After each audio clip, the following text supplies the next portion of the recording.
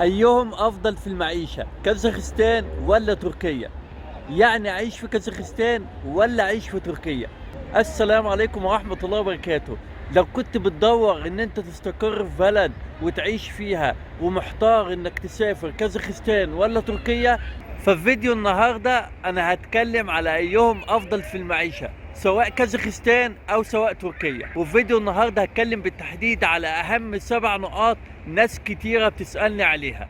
أول حاجة هتكلم فيها عن الأمن والأمان بالنسبة للبلدين، وهتكلم في الفيديو برضه عن الصحة والتعليم والاستثمار العقاري ما بين البلدين. مش بس كده، أنا هتكلم في فيديو النهاردة كمان عن مقارنة ما بين البلدين في السياحة وفي المطاعم وكمان في العنصرية.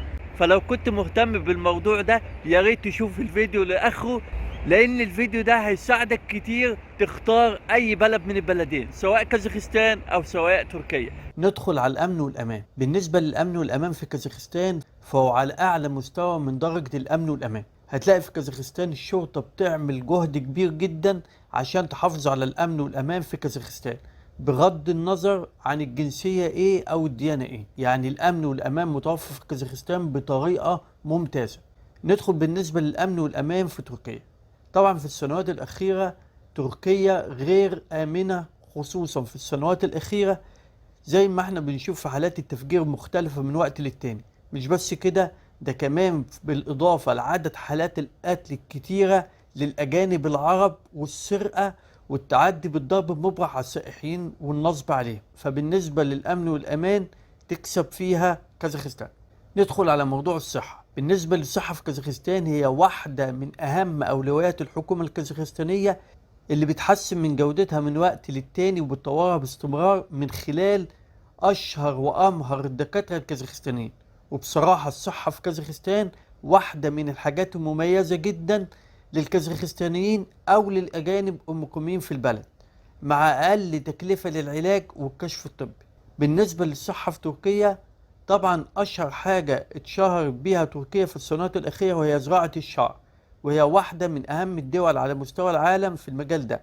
أما عن باقي الخدمات الصحية في تركيا فهي معقولة. ندخل على التعليم. التعليم في كازاخستان يا جماعة ليه أهمية خاصة، وخصوصا للتعليم العالي. هتلاقي فيه العديد من العوامل الجذابة لدراسة الطب البشري وطب الأسنان والهندسة اللي جذبت العديد من الطلاب العرب. أشهر جامعات عندهم جامعة الفارابي، وهي أكبر جامعات آسيا الوسطى، بيدرس فيها 20,000 طالب سنويا. فيها 16 كلية، وفيها مبنى سكني للطلاب، وفيها سينما ومقهى ومكتبة ومطعم وسوبر ماركت. مش بس كده، عندهم 16 كلية في جميع المراحل، سواء البكالوريوس أو الماجستير أو الدكتوراه، وبتضم أكتر من 180 تخصص في العلوم التقنية والإنسانية والطبيعية والرياضية، بالإضافة ل20 معهد بحث وتكنولوجيا. وبتصنف في الجامعة التالتة في جامعة رابطة الدول المستقلة، وكمان 150 على مستوى العالم، وده رقم متميز جدا على مستوى العالم. وعندهم كمان أكبر مكتبة علمية بتضم أكتر من 2 مليون منشور. كمان عندهم جامعة من أشهر الجامعات وهي جامعة اسفندريوف الطبية، وجامعة خواجة أحمد يساوي الطبية، وجامعة سيمي الطبية، بالإضافة لجامعات بريطانية وجامعات مختلفة. وترتيب الجامعات في كازاخستان مميز جدا يا جماعة، وأفضل من تركيا بكتير. لما نيجي نبص على الجامعات في تركيا، أشهر الجامعات عندهم في جامعات الطب جامعة اسطنبول أيدن، وجامعة بهتشا شهير اسطنبول. جامعة بهشت شهير اسطنبول هتلاقي ترتيبها 1573، في حين ان افضل جامعة في كازاخستان وهي جامعة الفارابي ترتيبها 150 على مستوى العالم. يعني فرق كبير جدا. وعندهم كمان جامعة اسطنبول ميدي بول ترتيبها 2178 عالميا، وجامعة بروني وجامعة استينا اللي هي ترتيبها 6787.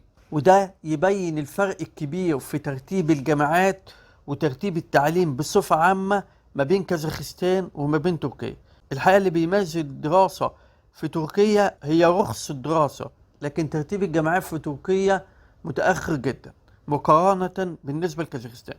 بالنسبة للاستثمار العقاري في كازاخستان في الفترة الأخيرة، شهد الاستثمار العقاري في كازاخستان تطور كبير جدا، في جميع المجالات العقارية. وبقى من وقت للتاني أصبح الاستثمار العقاري في كازاخستان محل اهتمام كبير لدول كتيرة زي روسيا والصين والدول العربية وبعض الدول الأوروبية. بالنسبة للاستثمار العقاري في تركيا، هو واحد من أشهر الحاجات الأساسية اللي بتعتمد عليها الاقتصاد في تركيا. وفي السنوات الأخيرة أصبح الاستثمار العقاري في تركيا محل جذب الكثير من المستثمرين العرب والأجانب للاتجاه لتركيا. ندخل على السياحة. بالنسبة للسياحة في كازاخستان ممتازة جدا. هتلاقي عندهم سياحات كتيرة على مدار السنة، سواء سياحة أماكن سياحية طبيعية أو ثقافية أو دينية أو حتى سياحة علاجية أو سياحة طبعا مؤتمرات وغيرهم كتير من السياحات الموجودة في كازاخستان على مدار العام. والسياحة في كازاخستان في الفترة الأخيرة بقت واحدة مميزة على مستوى العالم لجذب السياح الأجانب لكازاخستان. بالنسبة للسياحة في تركيا، في الحقيقة أن تركيا واحدة من أجمد الدول على مستوى العالم في السياحة المختلفة، وهي واجهة من أهم وجهات السياحة على مستوى العالم. والحقيقة أن في تركيا في سياحات كتيرة مختلفة، سواء سياحات ثقافية أو دينية أو سياحات علاجية أو حتى سياحة مؤتمرات وبزنس وغيرهم كتير من أنواع السياحات. وتركيا واحدة من الدول المهمة جدا في السياحة على مستوى العالم. بالنسبة للمطاعم في كازاخستان، هتلاقي عندهم المطاعم الكازاخستانية والأوزبكية والتركية والهندية والآسيوية وقليل شوية من المطاعم العربية. وبالنسبة للمطاعم في تركيا فهي متنوعة جدا، هتلاقي فيها جميع المطاعم التركية والعربية والأوزبكية والهندية والآسيوية والعربية، وهتلاقي كتير من أنواع المطاعم المتنوعة في تركيا. ندخل على العنصرية. بالنسبة للعنصرية في كازاخستان، في الحقيقة أن كازاخستان بلد ما فيهاش أي نوع من أنواع العنصرية تجاه أي جنسية من الجنسيات. بالعكس، كازاخستان شعب كريم جدا بيرحب بكل الجنسيات دون النظر للعرق أو الدين، وهو شعب من الشعوب الطيبة جدا واللي بيحب يرحب بكل الجنسيات. أما بالنسبة للعنصرية في تركيا، للأسف الشديد في كتير من حالات العنصرية الواضحة في السنوات الأخيرة، خصوصا للعرب بصفة معينة، ودي في الأحداث الكتيرة اللي بتحصل من يوم للتاني، ودي اللي بتبان من وقت للتاني في ناس كتيرة من التراكوة إن هم عندهم نسبة عنصرية وخصوصا للعرب. ودي للأسف واحدة من الحاجات السيئة جدا إن تلاقي حالات عنصرية كتيرة في تركيا. في نهاية الفيديو، يا ريت لو الفيديو عجبكم يا ريت تدعموني باللايك وتشتركوا عندي في القناة، ولو عندكم أي سؤال أو أي استفسار يا ريت تسيبوه لي في تعليق. شكرا لكم وأشوفكم في حلقة جديدة إن شاء الله، والسلام عليكم ورحمة الله وبركاته.